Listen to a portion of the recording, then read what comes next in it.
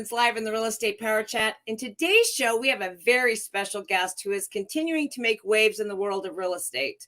He is a true powerhouse in the industry, having achieved remarkable success throughout his career, and isn't just your ordinary real estate guru. He didn't stop there. He has made it a mission of his to inspire countless agents by helping them reach new heights. Join me in welcoming Mr. Albie Stasek to the Power Chat today. Welcome, Albie. Thank you, Tamra. Excited to have a power chat with you today. Let's fire this up. That's right. Kind of fun and exciting. Yeah. So, just because my audience may not be familiar with Albie like I am, how about we give them a little bit of your background of how you got into real estate and a little bit about you yourself? Sure. So, I'm from a town called Parma, Ohio, and just outside of Cleveland, Ohio. And blue collar town. My folks both worked two jobs. My dad's second job was a real estate agent. So he put on the gold coat after his dock job and then went out and hustled. And so I sort of grew up next to him going in and out of real estate offices, but this was like back in the 80s. And it was not the same type of office environments in the 80s as what we see today. It was very, rough around the edges per se, all the guys smoking and drinking in the office and swearing. And it was very male dominated. It wasn't a very friendly office environment from what I remember. So I sort of grew up, with the mantra in the back of my mind is that I'll do whatever, but I'm not going to ever be a real estate agent. So I had a pretty negative view of it, but as just fate would have it in my journey, I dropped out of Cleveland State after about a year and a half. Wasn't for me. I actually went into trucking, and I was an over-the-road truck driver for a while, and was just out there pulling long haul freight, figuring out what I wanted to do with my life, and came off the road. Actually, this is a whole nother story we don't have time for. We'll come to it maybe our second episode. I actually obtained my CDL illegally through a friend of mine named Tony. And so that journey came to an abrupt end when the state found out that I didn't take the test. I just taught myself how to drive a semi. And that's what honey badgers do, Tamra, And so I was like, okay, it's time for a new career. So I was like contemplating what I was going to do. I was doing a little landscaping, riding my motorcycle to the beach, doing a bunch of nothing really. And then I kind of just came to like that rock bottom moment, like, man, I really got to do something and I got to turn it around big time. Cause this isn't what I want for my life, just kind of roaming around like a hippie with no money. And that wasn't my destiny. I knew there was something more for me. So I literally was landscaping with my buddy. I just went into this weird zone and I got back home from that day and I signed up for real estate classes. I think that was like 1996 or 7. And I just said, this is what I'm going to do. And the reason is that I didn't really need a college degree for it. I knew that I, had some people skills. I had no idea how to sell anything, but I knew I could learn. I was ambitious enough that I knew I had that ambition that I could really do anything I wanted. I mean, I drove a semi truck with no training whatsoever. So I figured if I could figure out how to do that, I could figure out how to write a contract. So I went in, I put myself through the classes, got licensed, and in 1998, joined the same Century 21 firm that I was going into the office as a little guy with my dad. And then that's sort of where my journey began. From there, I started buying everything I possibly could find to figure it out because they had no training. None, like zero. Like it was, here's the Haynes directory. Called all the way down the streets until you find someone who wants to sell their house. Like that was it. So I started buying Craig Proctor stuff. I started buying, other sales training things, Sweat Hogs. I mean, you name it, just really becoming a student of it because I was bound and determined I wasn't going to fail. I was going to figure this thing out. Long story short, there's some middle parts of the story that are irrelevant, but I met Jay Kinder in 2009. He snuck into my email inbox, being the marketer he was. I started following him and Michael, and ended up hiring them in 2010 as my coaches, with Cliff Freeman being my actual coach. And my business just started to double. I ended up becoming one of their coaches in 2013 and opened my brokerage up, left Remax and became my own broker. And I merged that brokerage into 2000. In 2017, I merged the brokerage into EXP Realty, and here we are today. You know, you was probably in your first office. Did you have the book? Did you have the actual book that everyone talks about, that's how they did the MLS, was through the book, and it was passed through the office? So we had MLS books, and we also had one computer for an office of 90 agents, of which 80% of them didn't know how to use the computer. So 80% of them were still using the books. The 10% that did know how to use the one computer, which was a dial-up, it was a dial-up intranet type of deal. It was like, yep. There was a line of agents in the main hallway. We literally have to stand in line in the hallway, waiting for this person to run his MLS sheets and his CMA and all that. Then we had to wait for the next one, and then the next one. And that's kind of how I was raised in the business. So it's nothing like the AI certified agents of today. Yeah, exactly. Yeah, because I got in 2005, and I heard so many stories of everyone in the book, and I thought that would have been a hellacious way to do real estate back then. It was not. You would have learned a lot. I mean, it was hard. Hands-on. Definitely hands-on. So you've been in the business a while. You've trained lots and lots of agents. What would you say to today's agents that are actually out there, working the trenches in real estate right now? Well, all I can really do is lean back to what I've personally been through as a real estate professional, which sort of I guess you could say it started out as somewhat of a normal market in 98, 99. I didn't know any better whether it was good or bad. I just knew what it was. Interest rates were around 7 or 8% back then. Soon after that, 9/11 happened. The economy took a big hit. And as a result of that, the government came in, lowered interest rates, came up with some really, let's just say, very liberal loan products that if you could fog a mirror, they were giving you a loan. Yeah. And really what happened was the housing just started shooting up. 2001, 2, 3, 4, 5. It was just this ride of upward movements, and there was money floating around everywhere, and there were there was building happening, and it was almost kind of similar to what we just realized right here. The only big difference is that the loans that they were making were not all of them were very good loans. There were a lot of these BC loans, these types of loans that were very risky, that ended up biting a lot of people in the end. And but it was easy to sell. It was easy to, you listed a house, you could sell it. Not as easy as it's been the last 2-3 years, but still it wasn't, you didn't have to have high skills. Then all of a sudden the market started changing. You had to have high skills. So to answer your question, the person that's struggling right now really needs to get skilled. And there's a few ways that you can do that. Obviously, the first way is you really need to get in and study your scripts, dialogues, get a coach, get into a group that is doing role plays, and become a student of learning what to say and how to say it. Once you learn that skill, no one can take it away from you.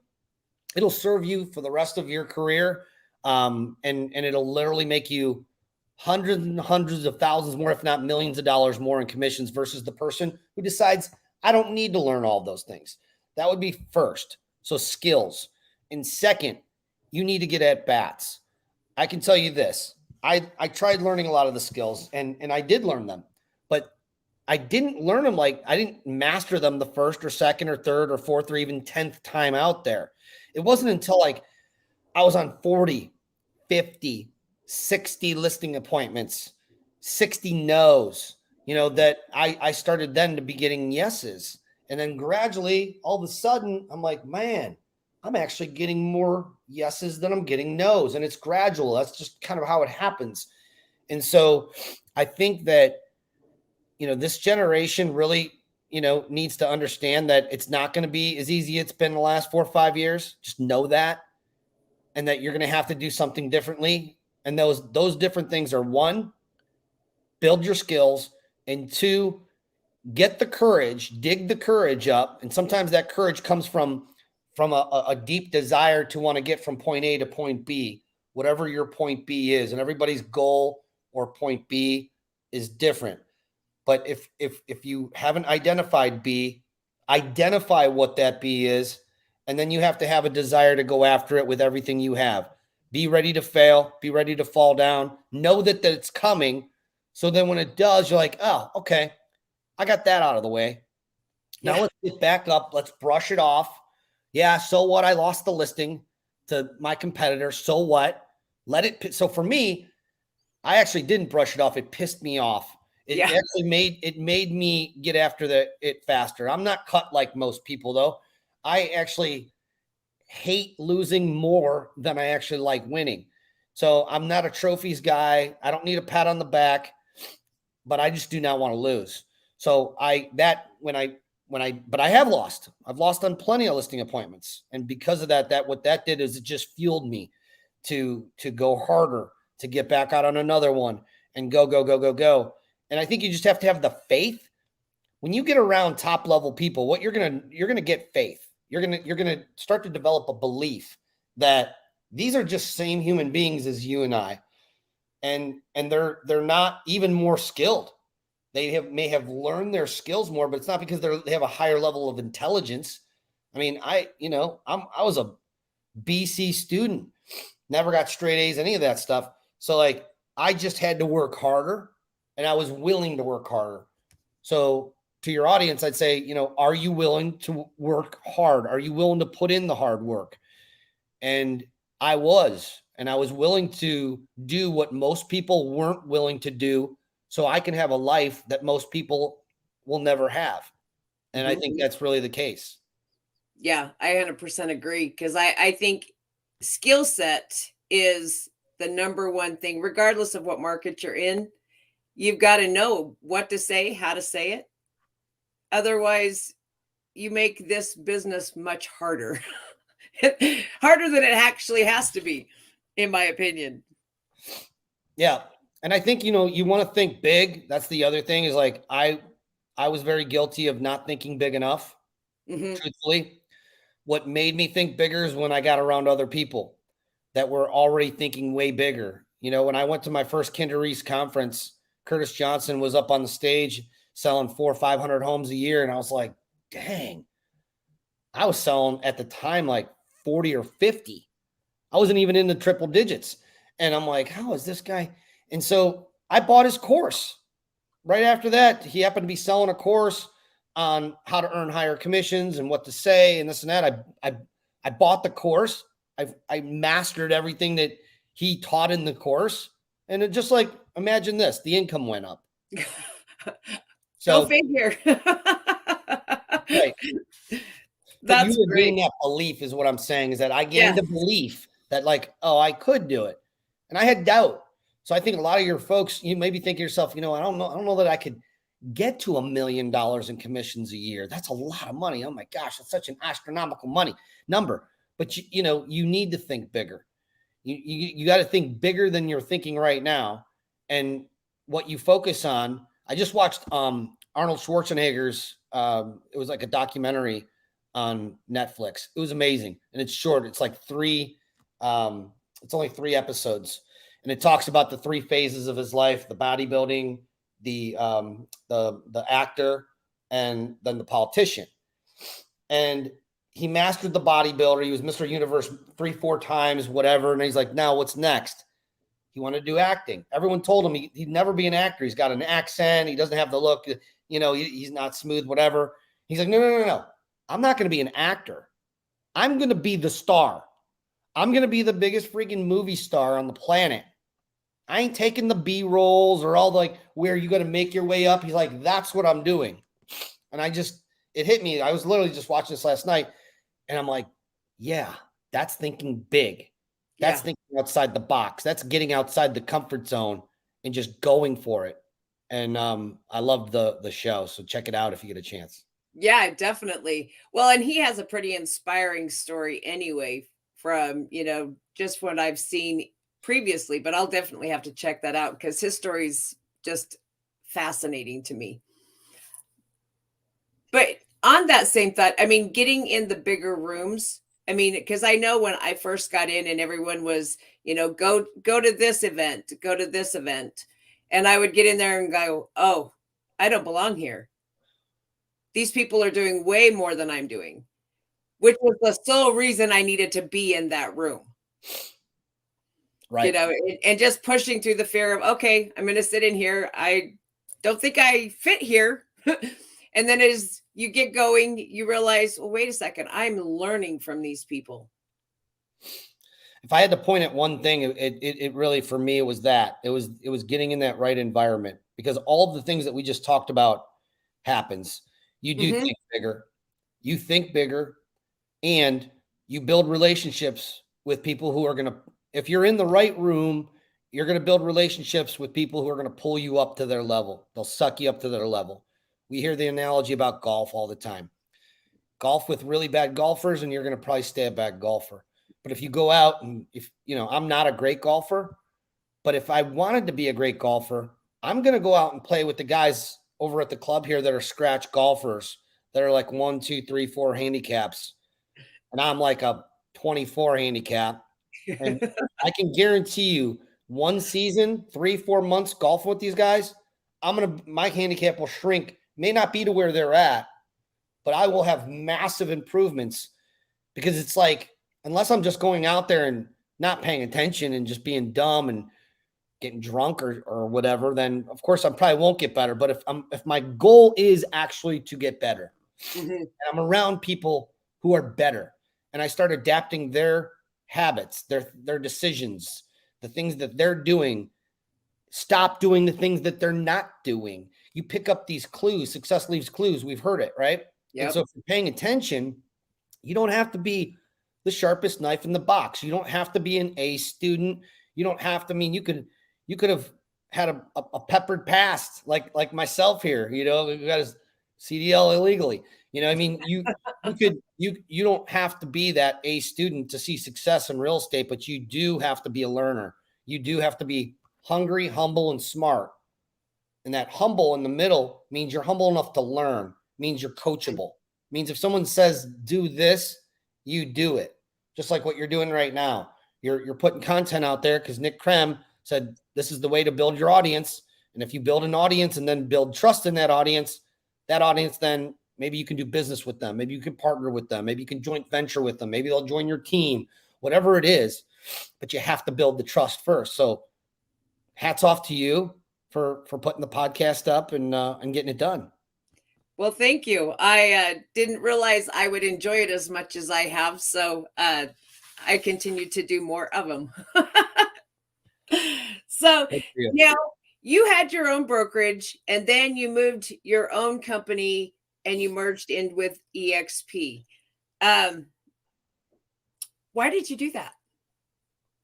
So, we were part of the Kinnery's mastermind. Was a high level mastermind, very small, maybe about 40, no more than 50 members at any given time. And we sort of were a family. We start to become real close friends. The funny part was that we were spread out all over the US and Canada. We weren't all in the same market, which was actually great because we were never competing against each other, and we shared all of the things that were working. So our businesses all started growing together because we were helping each other. That's what a mastermind should be. And it was great. Mike and Jay came up with an idea that they wanted to go from a coaching, business model to a partnering business model. And their goal was to really bring on 2,000 partners all around the US and Canada and help coach them, help them get their lead generation for their team, help them recruit and build their models out in their specific market service area or MSAs. And so we were really going down this rabbit hole hard for a good 18 to 24 months. And I was going to, my MSA's Cleveland, Ohio. I was going to be their guy there. And then I saw this model, someone, Cliff Freeman kept sending me stuff on EXP. Frankly, about 3 other people had sent me stuff. A couple of my coaching clients who weren't my coaching clients anymore, but I was still friends with them, were sending me stuff about this company. Like the stock was at $1. And he's like, oh, this is the next best thing. I ignored him. No, and I apologize, George, out there, if you ever hear this. But I did. I ignored the first 3 people because they were approaching me the wrong way. Plus, I wasn't in a position. I was 2016. I had my best year, and things were good. And when things are good, it's really hard to want to bring someone off center until they're not. And so the beginning of 2017, Cliff Freeman, my first coach with Kinder Reese, was sending me stuff on EXP. He had come over 3-4 months ago, and I was ignoring him too until 2 of my agents, my top agents, left my brokerage and joined Keller Williams to start their own team. And it was a punch in the gut and the face at the same time because we had and still do. I'm still friends with both of these ladies. They can call me right now. I'd do anything for them and vice versa. They're just great, great humans. And they were like my sisters. And so it was a really tough emotional thing too. It wasn't just it hit me financially. It was $400,000 of income walking out the door. That was tough. What was also tough was the relationship. So, I always reflect and look in the mirror and say, what could I have done differently? And meanwhile, Mike, Jay, Andrew Gaydosh, our entire group, we were trying to work on what that next model looked like. The model that offered the agents some equity, that offered them an incentive to help us recruit, because we weren't recruiters. We didn't even like recruiting. We wanted to have a system that helped recruit organically without us having to go on coffee appointments all the time. So we came up with, this model, and that we were trying to iterate on it for, like I said, 18 months, kept hitting brick walls. And then I seen EXP and I was like, hang on a second, I'm going to have to take another look at this. And as fate would have it, I beat it up every which way but Tuesday. I was like, this can't be real. I ended up showing it to Jay. Jay's like, I can't unsee this, which is where the once you see it, you can't unsee it came from. And, that was August of 2017. I brought my brokerage over. Jay and Mike brought theirs over a month and a half after that. And then here we are today. So. And it changed your life, didn't it? Well, it did. And I don't like throwing that around because it's kind of a cliche thing. But there has never been really a real estate company that has changed my mind like EXP. I've been with Remax, Century 21, a couple independents. Hang on one second.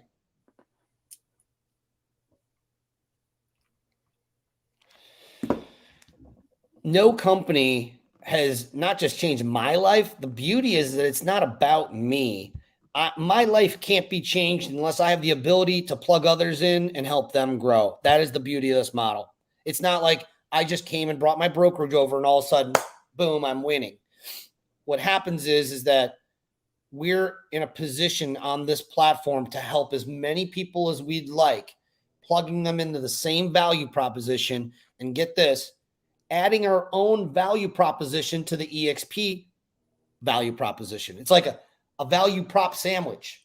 Yep. And everyone, there's so many different agents that are, leaders at this company, and each of them has their own way that they've won. The cool thing is they're able to take that, instead of keeping it under the hood in the closet, hidden from everyone, they're actually able to offer it to the agents in their local market or even on a national level and help them grow their business. In fact, I just got a text message from someone that, I want to read it because it's actually like, it's so cool. What this text message came through, if I can find it here.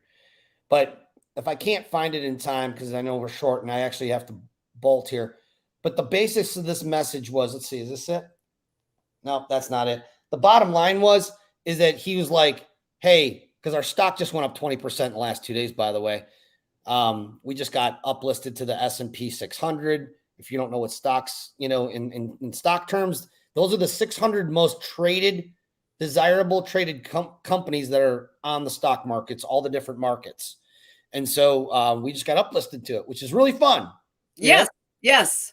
3 of our competitors just got downlisted from the S&P 500, I believe. So we're making our ways up. Some others are on their way down. Long story short is this person said, hey, man, with that stock, I've just actually made the more money than I've ever made in my 25-year career as a real estate agent.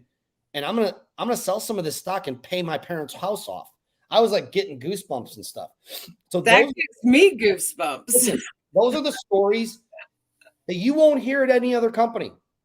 You're not gonna, and I'm not knocking any other company, but you're not gonna hear that at Remax. I was at Remax 6 years. I loved it. Loved my broker owners. They're great people. Still today, I'm friends with them. But you're not. I guarantee you, they've never gotten a message like that from one of their agents. Right. I've gotten those messages for the past 6 years, 5.5 years anyway, on a regular basis. Yeah. And that's why I'm here. That's why I'm staying here. That's why I'm enthusiastically encouraging anyone who feels stuck to plug in and see what we have going on over here, because it's not just about stock and revenue share. It's about connections. It's about helping grow their business. And ultimately, you stick it out, you get stories like that to share.